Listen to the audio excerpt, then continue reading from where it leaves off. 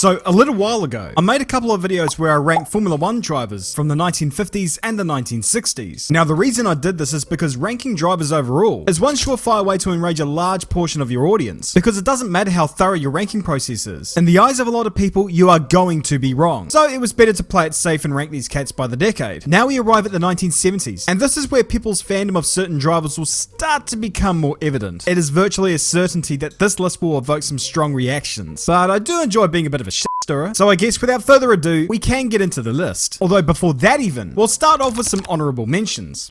Jackie X, prominent rain driver and vice champion of 1970. Jean-Pierre Beltoir, a somewhat dangerous yet very fast driver. Francois Xavier, a driver taken way too soon for his career to be given justice. Alan Jones, the fastest fat to come out of Melbourne, and Carlos Reutemann, a quick, albeit mercurial Argentine. Now we've run through those ones, let's start off the top 10 list with a driver who had a really long face.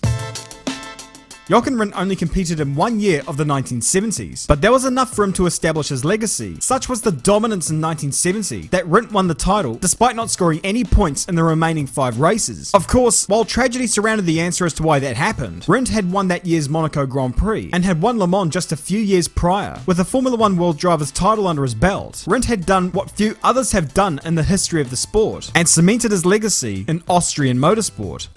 Even if he was actually German. Rindt tragically passed away in preparation for the 1970 Italian Grand Prix, which was won by the driver who is number 9 on this list, Clay Regazzoni. Regazzoni will never get as much recognition as some of his teammates had done, but he was still quite effective back in his day. He made his Grand Prix debut in 1970 with Ferrari. After finishing 4th, Ferrari signed him on for the remainder of the year, and would seal his place in Ferrari folklore by winning the Italian Grand Prix in a Ferrari. Now it doesn't matter what you do in later life, winning at Monza in a Ferrari makes you an eternal legend in the eyes of the Tifosi. I mean, that's the OJ effect of Formula 1. He came close to winning the world title in 1974, just barely losing out to Emerson Fittipaldi, and would record a further 4 wins in his Formula 1 career. A consistent, hard-charging racer, Regazzoni should perhaps receive a little bit more recognition than he already has. Someone who did not struggle to be recognized was Gilles Villeneuve. Now, before you lynch me, we are talking decade specific, and Villeneuve entered at the tail end of it, although it was enough to give us an idea of what kind of raw pace he had. After demolishing the competition in North America, Villeneuve was spotted by James Hunt after beating the 76 champion at Trois-Rivières in a Formula Atlantic race. He was subsequently given a shot in a McLaren Formula 1 car in 1977 and demonstrated his ability by splitting the McLarens of Hunt and Jochen Maas, who were in newer machinery. The commendatore Enzo Ferrari immediately took a liking to this, and so hired him before season's end. Villeneuve's career in the 70s was beset with some perhaps overzealous driving, but it was for this reason that he gained a cult-like following. Perhaps if things were different, he may have been the world champion of 1979, but instead that went to the man at number 7. The last driver from Africa to compete in Formula 1 was Jody Scheckter. Hailing from East London in South Africa, Scheckter often placed himself in championship contention throughout the 70s. Firstly with Tyrrell back when the team experimented with 6-wheel cars. There was short-lived promise when he drove for the Canadian Walter Wolf team in 1977, but his world driver's title would come in 1979, driving for Ferrari. In his time in the 70s, Scheckter racked up 10 wins and 33 podiums, and his journey to the world title epitomizes what Grand Prix racing was about. But I mean, back then, Grand Prix racing meant a few other things. Drivers were revered and adored, and someone who embodied that ethos was the next man on this list. Now, James Hunt was well known for his reputation for doing sex, and his later commentary career proved popular too, at least for those who enjoyed young cash-loaded, crash pro-Mediterranean drivers being torn to pieces verbally. But there was more to Hunt than his usual daily combo of a Marlboro, brandy, and a lady. His ability with a steering wheel gave him a reputation of being a very fast, albeit sometimes insane driver. After somehow winning in a Hesketh, Hunt signed with McLaren for the 1976 season, which will forever be remembered as one of the greatest seasons in Formula 1 history due to his title battle with Niki Lauda. This would later be immortalized in the film Rush, which we'll get to later. Hunt became the 1976 World Drivers' Champion in the final race that year in Japan, although the Grand Prix itself would be won by an American racing icon, Mario Andretti. Well, I say American. He was born in modern-day Croatia, but irrespective, while his heart was Italian, he raced under an American flag, was the last American to win a Grand Prix, and was the last American to win the World Drivers' Championship back in 1978. Despite driving for the likes of Ferrari in the early 70s, Andretti didn't compete full-time in Formula 1 until 1975 when he drove for the Parnelli Jones team. It wasn't the greatest piece of machinery, but it was enough for him to catch the attention of Colin Chapman, the head honcho of Lotus, who made fast cars that had the slight side effect of being about as fragile as the future of the human race. Luckily for Mario, the cars didn't kill him, and after a solid campaign in 1977, 1977, he would claim his World Drivers title in 1978, driving alongside a man who was heavily revered and regarded as one of the greatest drivers never to win a world title.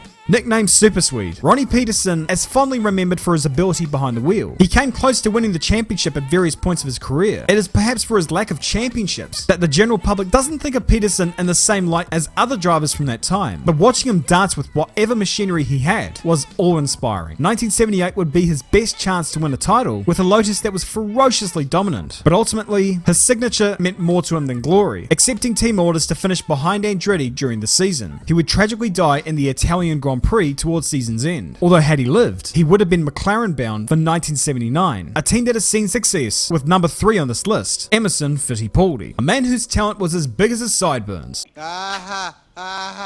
Curiously, Emo spent most of his career in the American Indy racing scene, but what he achieved in his time in Formula 1 was both remarkable and strange. He started off with a bang, debuting for the Lotus team in 1970 and winning his first ever Grand Prix at Watkins Glen later that year. It would only take Fittipaldi another couple of years before he secured his first world title in 1972. Having almost won it again in 1973, Fittipaldi would win the championship in 1974, although this time with McLaren. But in terms of strange things in his career, two to note would be his involvement with the Lotus 56B car, a car that was powered by a freaking jet. And seeing as how it only did one race, I needn't say how shit it was. And then there was what happened at the end of 1975. Having come close to winning the title that year with McLaren, Emo decided to pack up shop and switch over to the family team at Kopazuka. So he went from a title winning package to something that wasn't one. He spent the remaining years of his Formula 1 career trying to make sense of the whole operation, and aside from a couple of podiums, it was a failure. Still though, with his departure from McLaren came the employment of James Hunt, who in turn had a legendary battle with the one and only Niki Lauda. Coming in at number 2 is the much loved, sorely missed Niki Lauda, the 3-time world champion, who wasn't afraid to tell the commendatore Enzo Ferrari that his cars were shitboxes. I mean, it was kinda harsh, but it was this blunt attitude, coupled with his engineering know-how and his driving ability, that helped Lauda become one of the more revered drivers of his time. After performing well at BRM in 1973, he was hired by Ferrari before leading a renaissance back to glory for the prancing horse. He won his first Grand Prix in 1974 at Harama, before winning his first world title in 1975. He seemed destined to win the title in 1976 before his infamous crash at the Nürburgring put him on the brink of death. After a remarkable recovery, Lauda performed one of the greatest comebacks in the whole of sporting history, getting back into the car with blood still streaming from his wounds and putting himself back in the championship hunt. Despite losing the title after pulling out of the Japanese Grand Prix citing safety concerns, it never left a stain on his character, and in 1977 he would win a second world title with 2 rounds to spare. Now I could talk about Niki for hours. His story is one of legend, and emotionally he is who I wanted to put at the top of this list, but that spot is reserved instead for a man whose legacy in the sport is profound.